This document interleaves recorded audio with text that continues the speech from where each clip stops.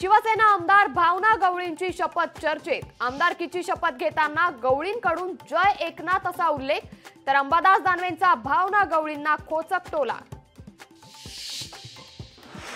रायगड जिल्ह्यात महायुतीमधील संघर्ष टोकाला। गद्दारी कराल तर आम्ही श्रीवर्धनमध्ये उमेदवार उभा करू।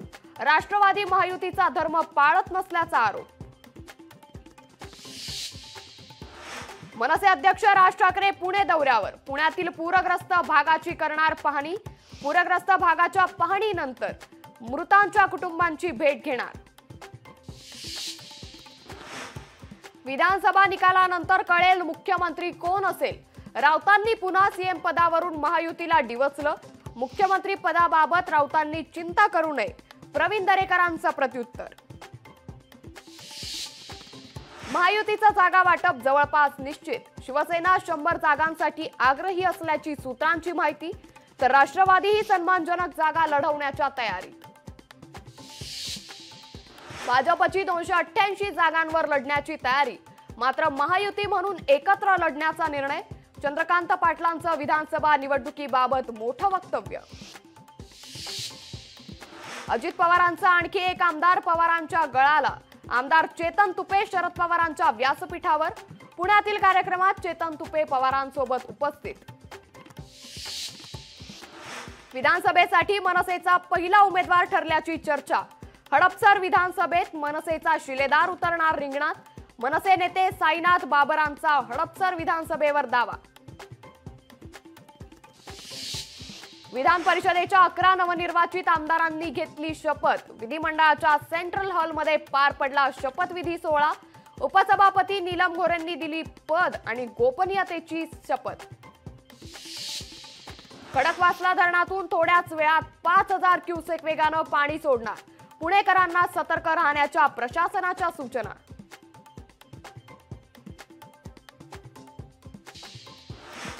कल्याणमध्ये भाजपकडून विधानसभेची तयारी। सुलभा गायकवाडांकडून जोरदार बॅनरबाजी।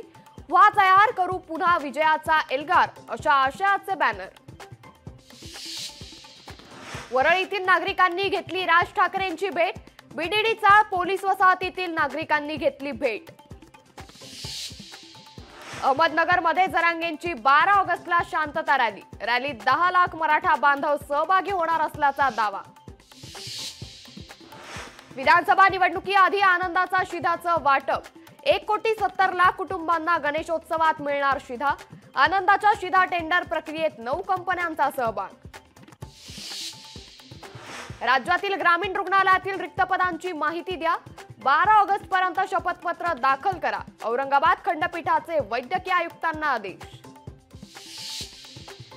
बच्चू कडूंच्या नेतृत्वात 9 ऑगस्टला संभाजीनगरमधून लाखो दिव्यांगांचा निघणार आक्रोश मोर्चा। दिव्यांगांच्या मागण्यांसाठी आमदार बच्चू कडू आक्रमक। नाशकातील सिटी लिंक बस चालक कर्मचाऱ्यांचं काम बंद आंदोलन।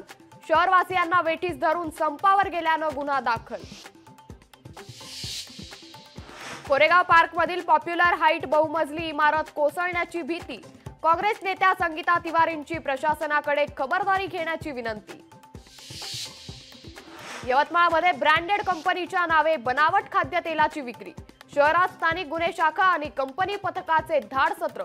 या कारवाईने शहरात एकच खळबळ। अक्षता म्हात्रेच्या मारेकऱ्यांना फाशी द्या, या मागणीसाठी महिलांचा मोर्चा। मोर्चात नवी मुंबई शहरातील नागरिक सहभागी। जालन्यात पुढील 4 दिवस पावसाची शक्यता। विजेच्या कडकडाटासह सोसाट्याचा वारा वाहण्याची शक्यता। हवामान विभागाचा इशारा। गोंदिया जिल्ह्यात बरसला रेकॉर्ड ब्रेक पाऊस। पावसामुळे शेतकरी चांगलाच सुखावला। यवतमाळ जिल्ह्यात 8 दिवसांपासून पावसाची संततधार। जोरदार पावसामुळे जिल्ह्यात जनजीवन विस्कळीत। भंडारा जिल्ह्याला पावसानं झोडपलं। गोसेखुर्द धरणांचे 27 दरवाजे उघडले। जिल्ह्याला आजही पावसाचा ऑरेंज अलर्ट।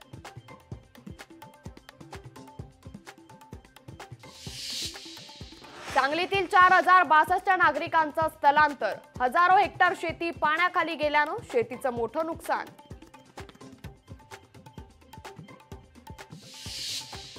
वर्ध्याच्या वाघाडी नदीला आलेल्या पुरात 3 जण अडकले। पुरात अडकलेल्यांनी घेतला झाडाचा सहारा। तिघांना पुरातून काढण्यासाठी बचाव कार्य सुरू. वाघाच्या कातडीची तस्करी करणारी टोळी गजाआड. जळगावच्या नशिराबाद टोल नाक्यावर वनविभागाची कारवाई. लोकशाही मराठी ऐका, पहा, जागरूक रहा.